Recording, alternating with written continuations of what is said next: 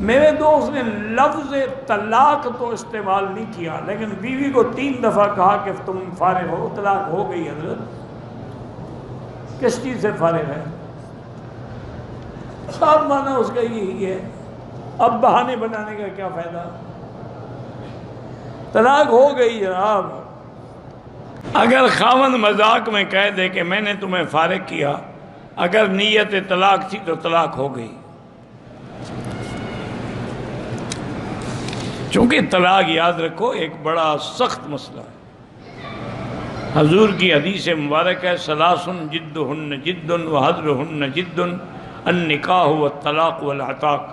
3 چیزیں ہیں جن کی حقیقت بھی حقیقت ہے اور مذاق بھی حقیقت ہے۔ ایک نکاح ہے، ایک طلاق ہے، اور ایک غلام کو آزاد کرنا۔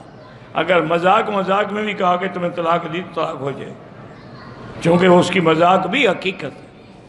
حالت طہر میں، پاکی میں ایک طلاق دی خاوند نے طلاق دی تو طلاق ہو گئی، اب عدت میں رجوع کر سکتا ہے۔ کتنے دنوں کے بعد کیا مانا؟ طلاق اسی وقت ہو گئی۔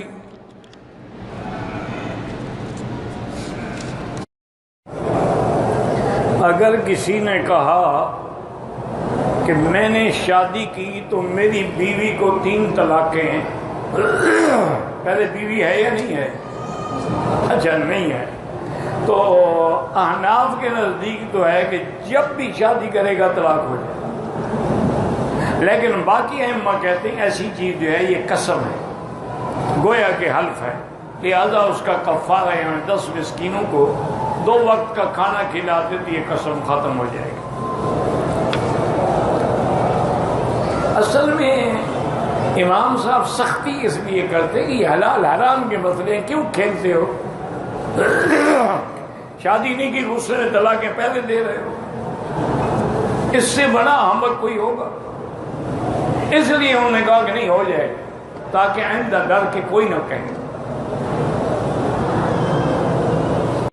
بچیوں کو کتنی عمر میں پردہ کروائیں؟ بہتر تو یہی ہے کہ 10 سال سے پردہ شروع کروا دیں، ورنہ شریعت کا حکم بالغ ہونے کے بعد، لیکن ابتدا میں عادت ہوگی تو بڑے ہو کے بھی پردہ کرے گی۔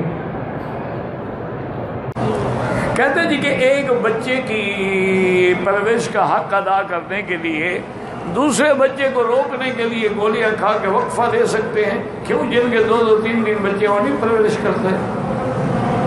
ایک ہے مجبوری ہے کہ دوسرا بچہ پیدا کرنے کی عورت قابل نہیں ہے، بیمار ہو گئی ہے، کمزور ہے، ضعیف ہے، اب وقفہ کر سکتے ہیں۔ اگر تندرست ہے تو کیا ہے، 10 بچوں کو نہیں پالتی عورتیں۔